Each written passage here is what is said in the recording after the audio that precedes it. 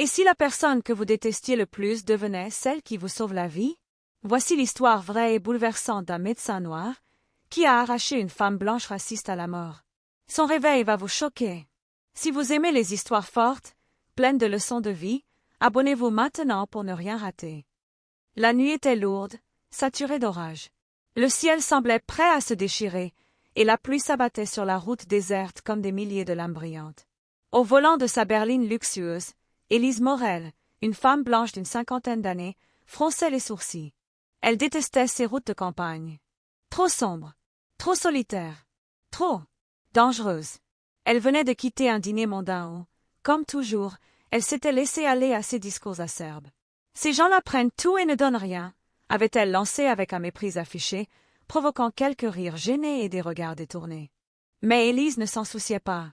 Elle avait toujours cru que sa richesse et sa peau claire lui donnaient le droit de tout dire, de tout juger. Le vent fit claquer une branche contre son pare-brise. Elle sursauta, ses mains glissant brièvement sur le volant. « Beau sang !» marmonna-t-elle. Elle serra les dents, augmenta le volume de la radio pour couvrir le vacarme de la pluie et accéléra, impatiente de rejoindre sa maison au centre-ville. Mais le destin n'avait pas l'intention de la laisser filer si facilement. Un virage, mal négocié. Les pneus crissèrent sur l'asphalte mouillé. La voiture se mit à glisser, incontrôlable, comme une bête paniquée. Élise cria, mais son cri se perdit dans le fracas de la tempête. L'instant d'après, un bruit sourd déchira la nuit, bang. La berline venait de percuter un grand arbre. Le capot se plia comme du papier, les airbags explosèrent en un souffle étouffant. Élise fut projetée contre sa ceinture, sa tête heurta violemment l'appui-tête, et tout son corps fut secoué par le choc brutal. « Ah » gémit-elle faiblement, sa voix brisée par la douleur. Elle essaya d'attraper son téléphone, tombé sur le plancher. Ses doigts tremblaient, son souffle devenait court. La douleur lui transperçait la cage thoracique. Une odeur âcre de fumée et d'essence envahit l'habitacle. Ses paupières s'alourdissaient. Sa vision se brouillait. Un dernier souffle paniqué franchit ses lèvres. À l'aide. Puis le noir l'engloutit.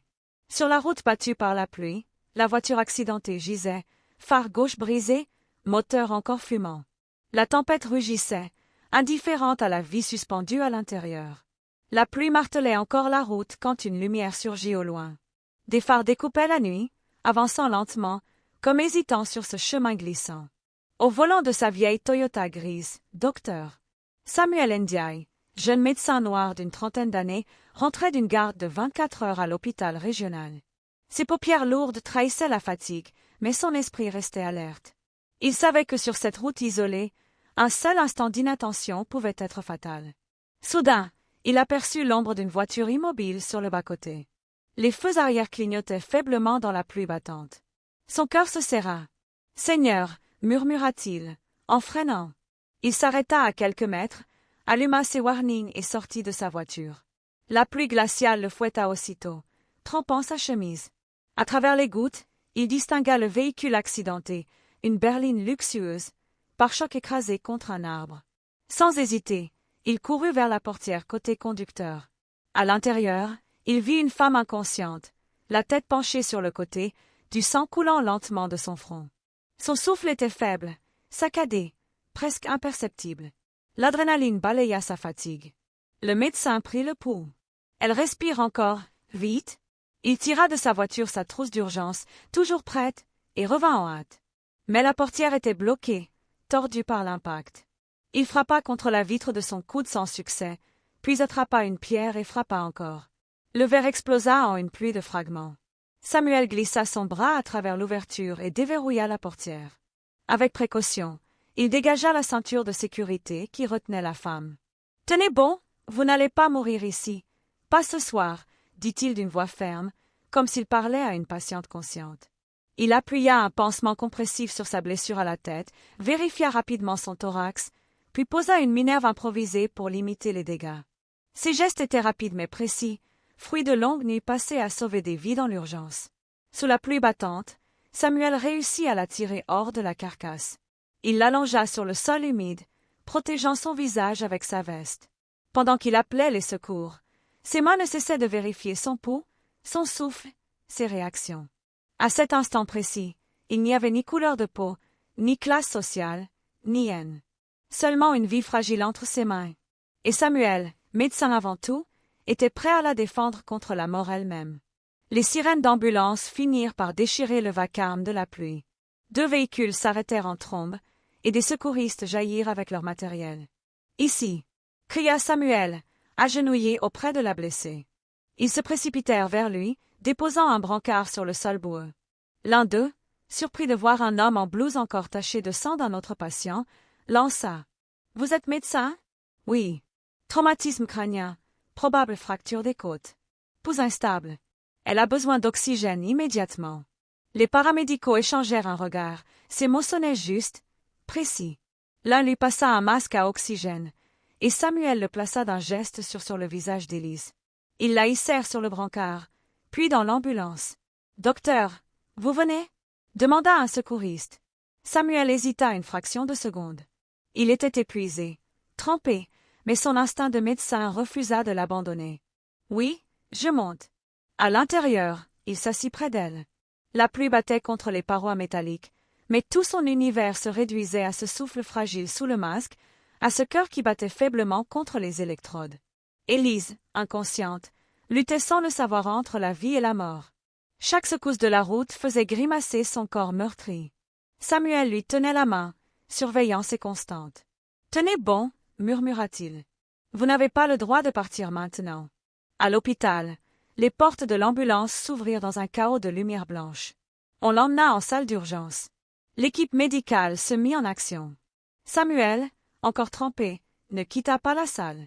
Il intuba, posa une perfusion, donna des directives. Sa voix ne tremblait pas, malgré les regards étonnés de certains collègues. Après tout, il n'était pas censé être de garde ce soir. Les minutes devinrent des heures.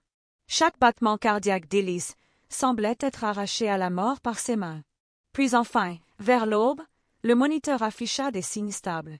Une infirmière souffla, soulagée. « Elle est hors de danger. » Samuel ôta ses gants, les yeux rougis par la fatigue. Il resta un instant à la regarder, endormi, paisible malgré ses blessures. Elle n'aurait peut-être jamais su à quel point la frontière avait été mince cette nuit-là. Pour lui, ce n'était qu'une vie sauvée de plus. Pour elle, c'était un destin bouleversé sans qu'elle le sache encore. 3 jours s'étaient écoulés depuis l'accident. Dans une chambre blanche de l'hôpital, le silence n'était troublé que par le bip régulier du moniteur cardiaque. Élise Morel reposait sur son lit, reliée à une perfusion, un bandage autour de la tête. Lorsque ses paupières frémirent pour la première fois, une infirmière accourut. « Madame Morel, vous m'entendez? Vous êtes à l'hôpital. Vous êtes en sécurité. » Élise cligna des yeux, confuse. La lumière l'aveuglait, ses souvenirs se brouillaient. Elle chercha à parler, mais sa voix était rauque, brisée. « Où suis-je?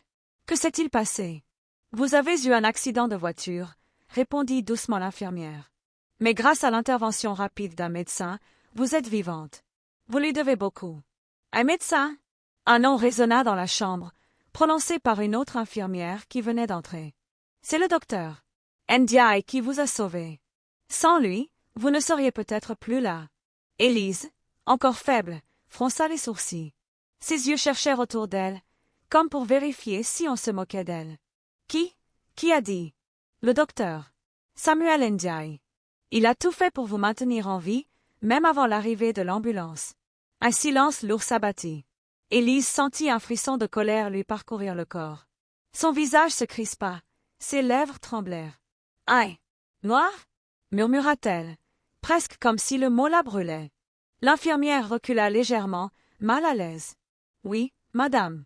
C'est un excellent médecin, l'un des meilleurs de notre hôpital.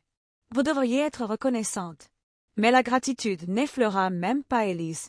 Son cœur s'embrasa de rage. Elle se redressa difficilement, malgré la douleur. « Sortez-le de ma chambre. Je ne veux pas qu'il m'approche. Vous m'entendez?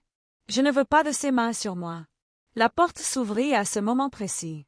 Samuel, venu simplement vérifier ses constantes, entra calmement. Son visage fatigué s'éclaira d'un sourire discret en voyant qu'elle était réveillée. « Bonjour, Madame Morel. Comment vous sentez-vous? » Mais au lieu de soulagement, il ne rencontra que la haine brute. Élise le fixa avec des yeux pleins de mépris. Sa voix, bien que faible, claqua comme un fouet. « Je préférerais mourir que de devoir ma vie à quelqu'un comme vous.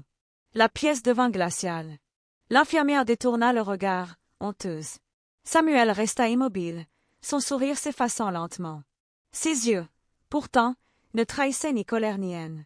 Seulement une fatigue immense et une profonde tristesse. Après un silence, il répondit d'une voix posée. « Peu importe ce que vous pensez de moi, madame. Vous êtes en vie. C'est tout ce qui compte. » Puis, sans un mot de plus, il sortit de la chambre.